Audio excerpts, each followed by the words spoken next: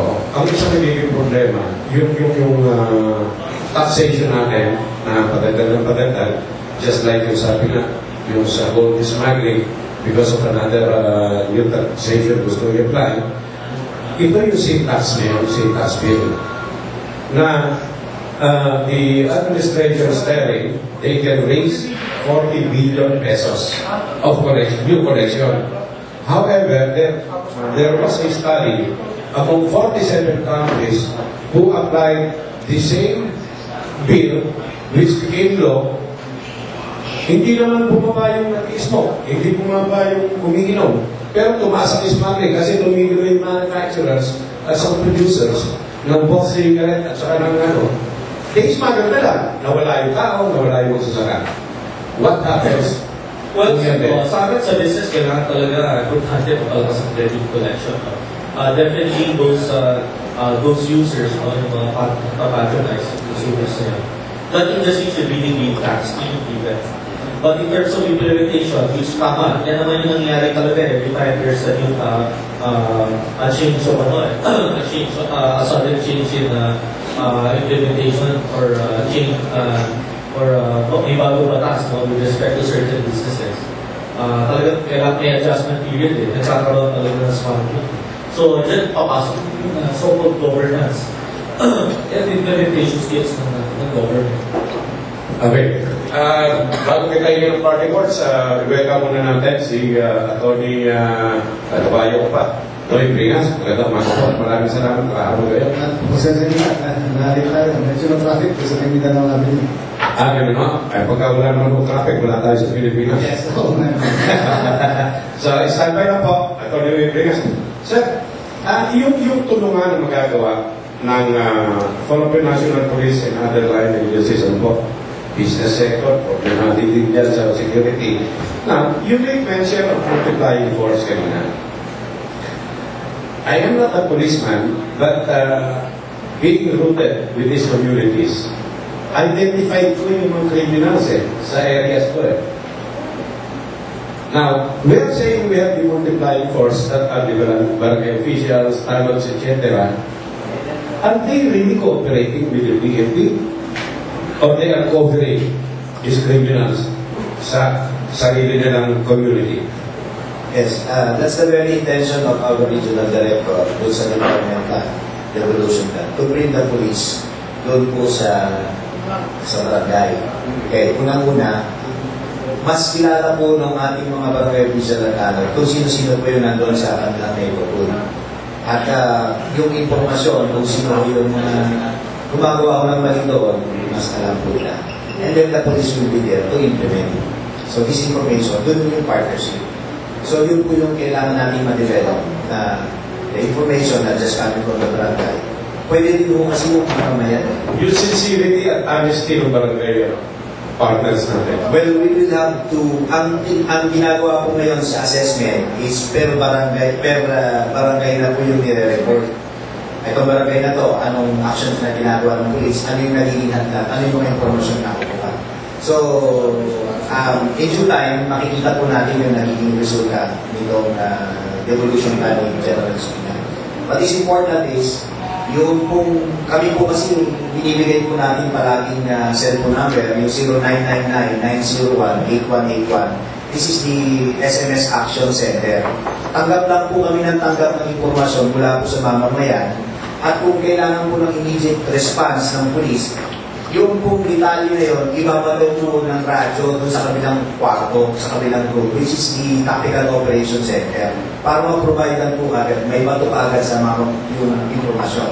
Ngunit kung mga informasyon binibigay po ng mamamayan, it's time to be validated, pinapaalam po natin sa hepe na nakakasako para aksyonan sa loob ng 24 oras. Yung Patrol 117, epektibo ka ba ngayon? Yes, yan po ang palagi pong nire-recommenda natin regional director to call Patrol 117 because ito po ay emergency hotline.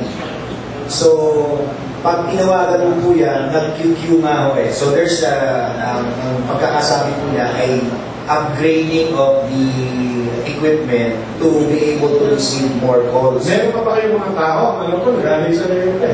Meron pa kung tayong under the DILG po yan, but meron pa kung tayong mga kasama. Let me inform you, Colonel Carlos, I was the very first broadcaster na kasama dyan. Kami nag-close ng Patrol 117. Sa experience, yun na, ginawa, marami talaga Pilipino. Ang daming pranksters. Yes. Tapos lately, ang naging kaso, hindi sila napangalagaan ng DILG-PNP. And then, napalitaan ko na lang na yung iba, nag-alisa na daw, pupuntan sa community. So, how can we effectively implement yung ganong program to assist, serve people kapag hindi ganong kahusay yung equipment, number 1, yung tao, number 2, operation, number 3. Okay. Observation na ako. If we look at the same emergency call line in other countries, pag tumawag ka ng 911 in the US, prank call yan, pinipenalize ka. Pupuntahan ng pulisyon, kahit na hinangat mo lang, pupuntahan and then i-determine. Pwede kang i-penalize kung prank calls yung ginawa ko. Sa atin po, wala po yan. Okay. So, I think, ano naman po yan we will continue to improve the system, train the personnel. Kami po nagpo-provide po kami ng personnel to be able to handle.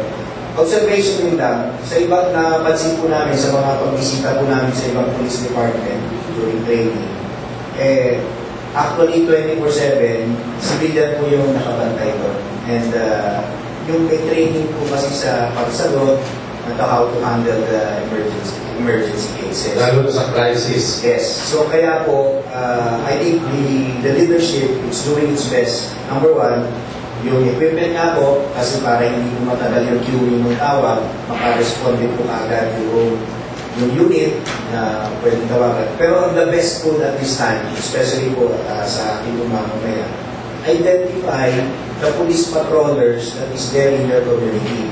On our part, we're telling our police patrollers, please engage your community.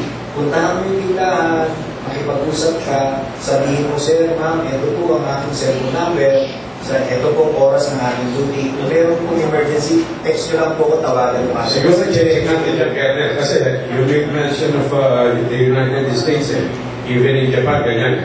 Pag-alat mo ng 911, alam na kung nasa lugar yung telepono. So, naku, equipment pa dyan. Anyway, kanina pa maingay ko cellphone ko, pakawalan ko na raw si sandali ko yan, pakawalan ko na raw si Kuya Astro.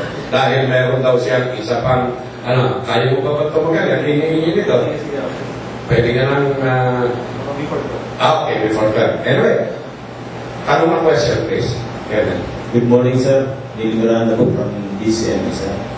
Sir, tanong mo lang po, may sapat na pondo po bang PNP? I-clarify ko lang po, for what purpose? Para po sa mga pangangailangan po ng kapulisan natin. Kasi may issue po na yung mga pulis po natin, di ba, kapos po tayo sa supply ng firearms. Well, we recently had the big purchase for firearms. It is the leadership is doing its best to provide the necessary equipment. But the budget, I came with the PMO. So isa po yan sa nire-resolve pa when we started the Integrated Transportation Program. So yung resource mobilization for the equipment, ang kapartner po namin dyan, marami po kaming partners, coming from the business sector, from the local government unit, para mapunan. Why? Kasi yung budget, malaking porsyento doon ay personal services.